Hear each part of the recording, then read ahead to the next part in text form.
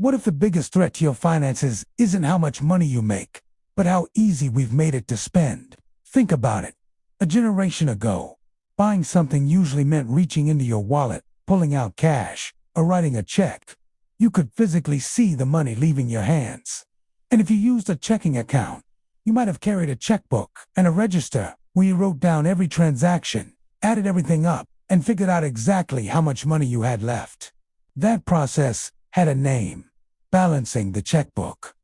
Today, we've replaced much of that friction with something incredibly convenient. Tap your phone, swipe a card, click a button, subscribe, and move on. Convenient. Absolutely. But there's a problem. When spending becomes almost invisible, it's easier to spend money without actually thinking about what that spending does to your financial future. And that's why today we're going to talk about how young people are being conditioned to pay attention to everything except their money. Why the cashless economy makes spending easier, and how we can combine the discipline of the old-fashioned checkbook with the convenience of modern technology. Because you don't have to go backward to become better with money.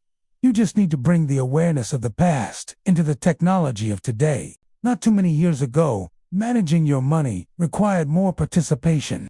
If you had a checking account, chances are you knew what a checkbook was. You wrote a check, recorded the amount in your check register, subtracted it from your balance, and kept track of what was available. If you bought groceries, paid a bill, or wrote a check for something else, you had to account for it. At the end of the month, you could sit down with your bank statement and balance the checkbook. It wasn't glamorous, but it forced you to interact with your finances. You knew what was coming in, what was going out, and what you could realistically afford. Today, most of us don't have that same friction. We can order something online while sitting on the couch. We can tap a phone at the checkout counter. We can subscribe to a service without thinking about the monthly charge.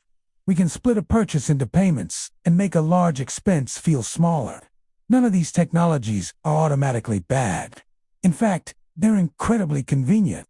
But convenience can come with a cost when it separates us from the consequences of our spending. The checkbook wasn't just a payment tool. For many people, it was a financial awareness tool. It made the numbers visible.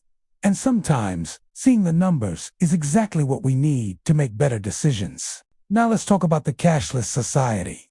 Credit cards, debit cards, digital wallets, mobile payments, automatic subscriptions, and online shopping have made purchasing easier than ever.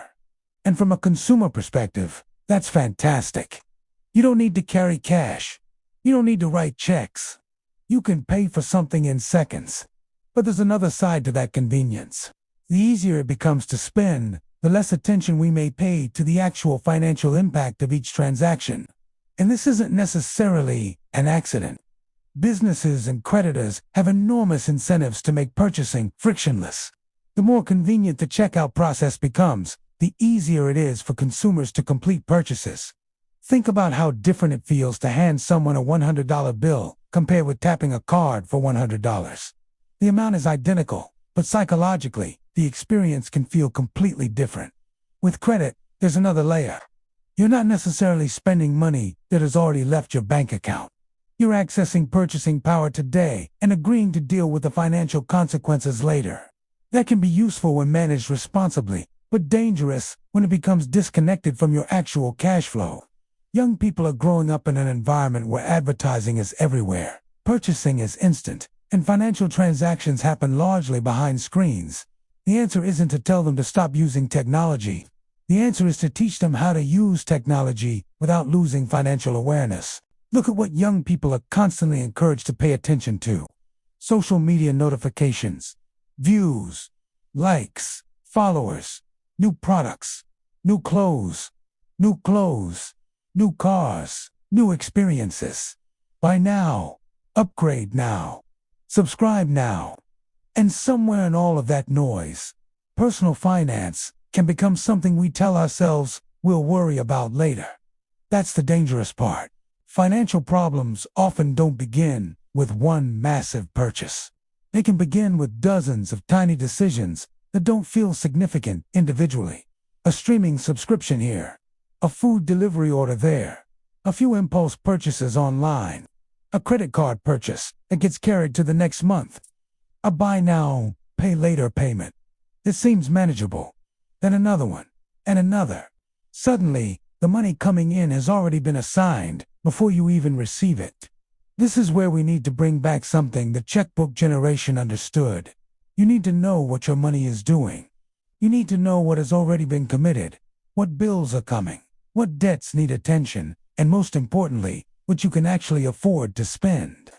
That doesn't mean becoming obsessed with every penny.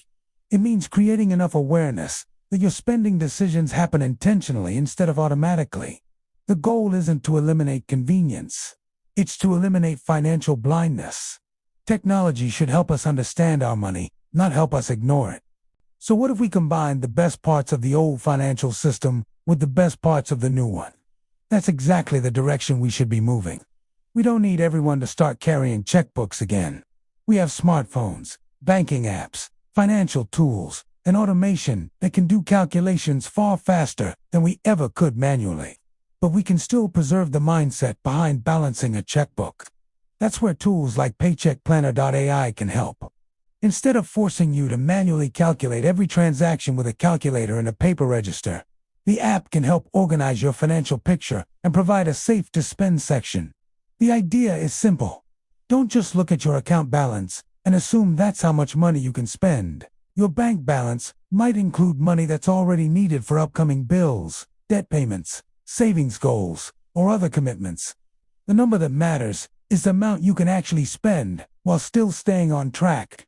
That's the modern version of balancing your checkbook. The technology handles the math while you maintain the awareness. And that's the combination I think we need. Old school financial discipline with modern technology. We don't need to reject credit cards. We don't need to reject digital payments. We don't need to carry cash everywhere. We simply need systems that make our financial reality visible before we make spending decisions. The future of personal finance shouldn't be about going backward. It should be about becoming smarter with the tools we already have. If you're young, start learning this now, because the habits you build today can follow you for decades. If you're a parent, teach your kids that money isn't just something you spend, it's something you direct.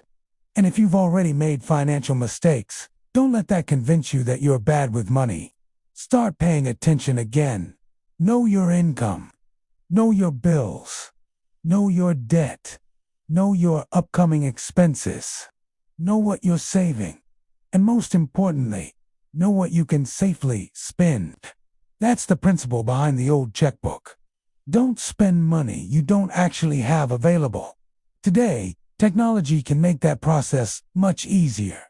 Instead of sitting down with a check register and doing all the math manually, you can use a tool like PaycheckPlanner.ai to help organize the numbers and show you a clearer picture of your financial position. Use technology to create awareness instead of using technology to create more consumption. Because your phone shouldn't just be a device that helps you buy things. It can also be the device that helps you understand your money. So before your next purchase, pause for a second and ask yourself one simple question. Is this money actually safe for me to spend? That one question can change your relationship with money. If you want to stop guessing how much money you can actually spend and start making more intentional decisions with every paycheck, check out PaycheckPlanner.ai. Use the Safe to Spend feature to help you see beyond your basic bank balance and understand what money is actually available after accounting for the things you've already committed to. Don't let convenience make your financial decisions for you. Take control of your money. Visit PaycheckPlanner.ai. Start building better financial habits and make your money work with you, not against you. And remember, we are building real financial progress one step at a time.